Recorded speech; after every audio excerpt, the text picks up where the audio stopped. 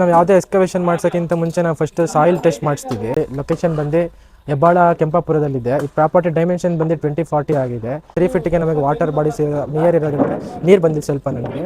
ಆ 3 ಫೀಟಿಗೆ ನೀರು ಬಂದಿರೋ ನಾವು ಪೆಡೆಸ್ಟ್ರಿಯಲ್ ಎಲ್ಲ ಕಾಲಮ್ ಹಾಕಿ ಸೋಲಿಂಗ್ ಹಾಕಿ ನಾವು ಫೂಟಿಂಗ್ನ ಬಿಲ್ಡ್ ಮಾಡಿದ್ದೀವಿ. ಸ್ಟೀಲ್ ರಾಡ್ಸ್ ಬಂದು ಇಂಡಸ್ 555 TMT ರಾಡ್ಸ್ ಯೂಸ್ ಮಾಡಿದ್ದೀವಿ.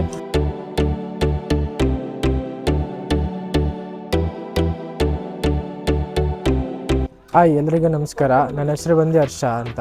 ನಾನು ಬಿಲ್ಡ್ ಲೈನ್ ಕನ್ಸ್ಟ್ರಕ್ಷನ್ ಕಂಪ್ನಿಯಲ್ಲಿ ಸೈಟ್ ಇಂಜಿನಿಯರ್ ಆಗಿ ವರ್ಕ್ ಮಾಡ್ತಿದ್ದೀನಿ. ನಾವು ಈಗ ತೋರಿಸ್ತಿರೋ ಪ್ರಾಪರ್ಟಿ ಬಂದು ಲೊಕೇಶನ್ ಬಂದು ಹೆಬ್ಬಾಳ ಕೆಂಪಾಪುರದಲ್ಲಿದೆ. ಈ ಪ್ರಾಪರ್ಟಿ ಡೈಮೆನ್ಷನ್ ಬಂದು 2040 ಆಗಿದೆ. ಇದು ನಾವು ಇನ್ನೂ ಕನ್ಸ್ಟ್ರಕ್ಷನ್ ಸ್ಟಾರ್ಟ್ ಮಾಡಿ ಕೇವಲ 1 ತಿಂಗಳಾಗಿದೆ. ಸೊ ನಾವು ಯಾವುದೇ ಎಕ್ಸ್ಕವೇಷನ್ ಮಾಡ್ಸೋಕ್ಕಿಂತ ಮುಂಚೆ ನಾವು ಫಸ್ಟ್ ಸಾಯಿಲ್ ಟೆಸ್ಟ್ ಮಾಡಿಸ್ತೀವಿ.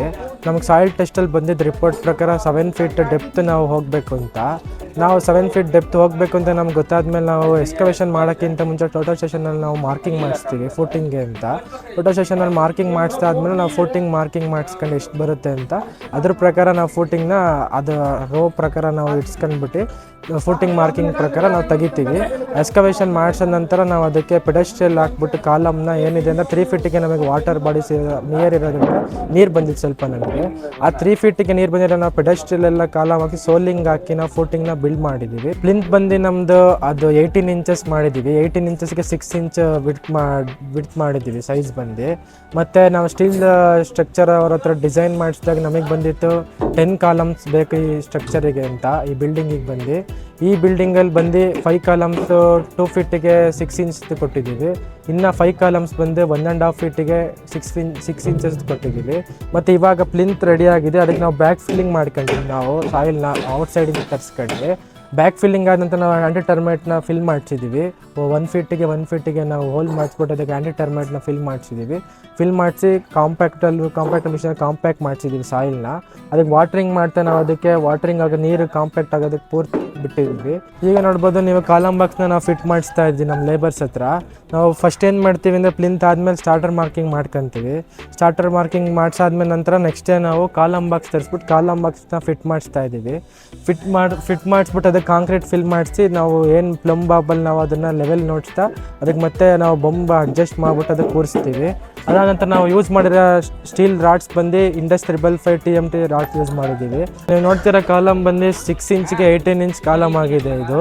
ಈ ಕಾಲಮಿಗೆ ಯೂಸ್ ಮಾಡಿರೋ ಸ್ಟೀಲ್ಸ್ ಬಂದು ನಾವು ಇಂಡಸ್ 555 TMT ರಾಡ್ಸ್ ಯೂಸ್ ಮಾಡಿದ್ದೀವಿ ನಾವು ಕಂಪ್ನಿದು. ಮತ್ತು ಇದು ಬಂದು ನಾವು ಯೂಸ್ ಮಾಡಿರೋ ಸ್ಟೀಲ್ ಬಾರ್ಸ್ ಬಂದು ಇದಕ್ಕೆ 20 mm ಮತ್ತು 16 mm ನಾವು ಯೂಸ್ ಮಾಡಿದ್ದೀವಿ. ಇದು ತುಂಬ ನೀರಿತ್ತು ಅಂತ ಕಸ್ಟಮರು ತುಂಬ ಭಯ ಪಡ್ತಿದ್ರು. ಅದಕ್ಕೆ ನಾವೇನು ಮಾಡಿದ್ದೀವಿ ಅಂತಂದರೆ ನಾವು 20 mm ರಾಡ್ಸ್ನ ಯೂಸ್ ಮಾಡಿಬಿಟ್ಟು ನಾವು ಇದಕ್ಕೆ ಕಾಲಮ್ನ ಬಿಲ್ಡ್ ಮಾಡ್ತಾಯಿದ್ವಿ. ಇವಾಗ ನೋಡ್ತಿರ್ಬೋದು ನಿಮಗೆ ಸಂಪ್ ವರ್ಕ್ ನಡೀತಾ ಇದೆ. ನಾವು ಫೂಟಿಂಗ್ ಎಲ್ಲ ಆದ ನಂತರ ಇನ್ನು ಬಿಟ್ವೀನ್ ಅದರಲ್ಲಿ ಎಲ್ಲಿ ಸ್ಪೇಸ್ ಇರುತ್ತೆ ನಾವು ಅಡ್ಜಸ್ಟ್ ಮಾಡ್ಕೊಂಡು ಎಷ್ಟು ಬೇಕು ಅಂತ ಕಸ್ಟಮರ್ ಹತ್ರ ಕೇಳ್ಕೊಂಡು ನಾವು ಅವ್ರಿಗೆ ಎಷ್ಟು ಬೇಕಿರುತ್ತೆ, ಏನು ಯಾವ ಥರ ಸಿಂಗಲ್ ಟ್ಯಾಂಕ್ ಬೇಕಾ ಡಬಲ್ ಟ್ಯಾಂಕ್ ಬೇಕಂತ ಅವ್ರಿಗೆ ಕೇಳ್ಕೊಂಡು ಒನ್ಸ್ ನಾವೇನು ಮಾಡ್ತೀವಿ ಅಂದರೆ ಸಂಪ್ ಎಕ್ಸ್ಕವೇಷನ್ ಸ್ಟಾರ್ಟ್ ಮಾಡ್ತೀವಿ. ಸಂಪ್ ಎಕ್ಸ್ಕವೇಷನ್ ಸ್ಟಾರ್ಟ್ ಆದಮೇಲೆ ನಾವೇನು ಮಾಡ್ತೀವಿ ಅಂದರೆ ಸೈಡಿಗೆ ಅವ್ರ ಸಂಪ್ ನಾವು ಕಸ್ಟಮರ್ ಯಾವ ರೀತಿ ಹೇಳಿದ್ರು ಅಂದರೆ ನಾವು ರಿಟೈನಿಂಗ್ ವಾಲಲ್ಲೇ ಮಾಡ್ಕೊಂಡು ಬ್ರಿಕ್ ವರ್ಕ್ ಮಾಡಬೇಡಿ ಅಂತ ಹೇಳಿದರು. ಅದಕ್ಕೆ ನಾವೇನು ಮಾಡಿದ್ವಿ ಅಂದರೆ ಫಸ್ಟು ಬ್ಲಾಕ್ಸಲ್ಲಿ ಸೈಡಲ್ಲೆಲ್ಲ ಕವರಿಂಗ್ ಮಾಡ್ಕೊಂಡ್ರೆ ಬ್ಲಾಕ್ ಕಟ್ಬಿಟ್ಟು ಅದಕ್ಕೆ ನೆಕ್ಸ್ಟ್ ನಾವೇನು ಮಾಡಿದ್ವಿ ಅಂದರೆ ಆಫ್ಟರ್ ಬಾರ್ ಬೆಂಡಿಂಗ್ ವರ್ಕ್ ಆದಮೇಲೆ ನಾವು ಸಂಪಿಗೆ ರಿಟರ್ನಿಂಗ್ ವಾಲ್ ಸ್ಟಾರ್ಟ್ ಮಾಡಿದ್ವಿ. ಈ ಸಂಪ್ ಡೈಮೆನ್ಷನ್ ಬಂದು 12 ಫೀಟ್ ಲೆಂತ್ ಇದೆ, 7 ಫೀಟ್ ಇದೆ, 6 ಫೀಟ್ ಹೈಟ್ ಇದೆ. ಬಂದು ಆಲ್ಮೋಸ್ಟ್ 11,000 ಲೀಟರ್ ನಿಮಗೆ ಸಂಪ್ ಸ್ಟೋರೇಜಲ್ಲಿ ವಾಟರ್ ಸ್ಟೋರ್ ಮಾಡ್ಬೋದು.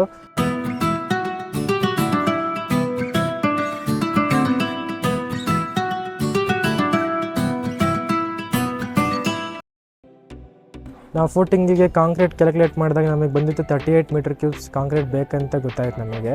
ನಾವು ಆವಾಗ ಮ್ಯಾನ್ಯಲ್ ಮಿಕ್ಸ್ಚರ್ ಮಾಡಿಸ್ಬೋದಿದ್ದು ನಾವು ಬೇಡ ಅಂತ RMCಗೆ ಹೋದ್ವಿ. RMCಗೆ ಹೋದಾಗ ನಾವು M25 ಗ್ರೇಡ್ನ ತರಿಸ್ಕೊಂಡು ಅದಾದ ನಂತರ ನಾವು 38 ಮೀಟರ್ ಕ್ಯೂಬ್ ಕಾಂಕ್ರೀಟ್ನ ಫಿಲ್ ಮಾಡಿಸಿದ್ವಿ. ಕಂಪ್ಲೀಟಾಗಿ ಮುಗೀತು. ಅದಾದ ನಂತರ ನಾವು ಪ್ಲಿಂತಿಗೆ ಡೈಮೆನ್ಷನ್ ಬಂದು 6 ಇಂಚ್ಗೆ 18 ಇಂಚ್ ಬಂದಿದೆ ನಾವು ಪ್ಲಿಂತು. ಆ ಪ್ಲಿಂತಿಗೆ ನಾವು ಮ್ಯಾನ್ಯಲ್ ಮಿಕ್ಸ್ಚರಾಗಿ ಮಿಕ್ಸ್ ಮಾಡಿಸಿ ಹಾಕ್ಸಿದ್ವಿ. ಆ ಮಿಕ್ಸ್ಚರ್ ಬಂದು 1:1.5:3 ಮಿಕ್ಸ್ಚರಲ್ಲಿ ನಾವು ಮಿಕ್ಸ್ ಮಾಡಿ ಪ್ಲಿಂತ್ನ ರೆಡಿ ಮಾಡಿದ್ವಿ. ನಾವು ನೆಕ್ಸ್ಟ್ ಅಪ್ಕಮಿಂಗ್ 2 ವೀಕ್ಸಲ್ಲಿ ಏನು ವರ್ಕ್ ಆಗ್ಬೋದು ಅಂತ ಹೇಳೋದಾದರೆ ಕಾಲಮ್ ಕ್ಯಾಸ್ಟ್ ಆಗ್ತಿದೆ ಇವತ್ತು. Next PCC ಹಾಕ್ಕಂತೀವಿ. PCC ಹಾಕೊಂಡ ನಂತರ ನಾವೀಗ ಬ್ರಿಕ್ ವರ್ಕ್ ಸ್ಟಾರ್ಟ್ ಮಾಡ್ತೀವಿ.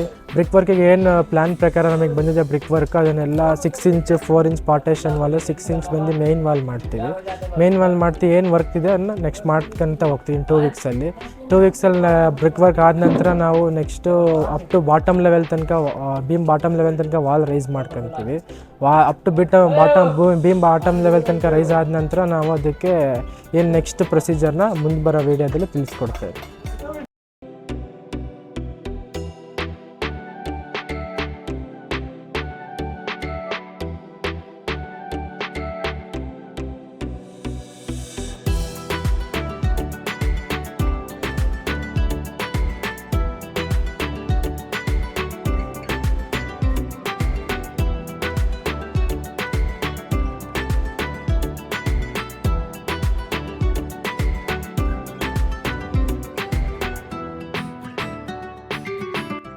ಈ ರೀತಿ ಕನಸಿನ ಮನೆ ನಿರ್ಮಾಣ ಮಾಡಿಸಿರೋ ನೋಡ್ತಿದ್ರೆ ಬಿಲ್ಡ್ ಲೈನ್ ಕನ್ಸ್ಟ್ರಕ್ಷನ್ ಕಂಪ್ನಿನ ಕಾಂಟ್ಯಾಕ್ಟ್ ಮಾಡಿ.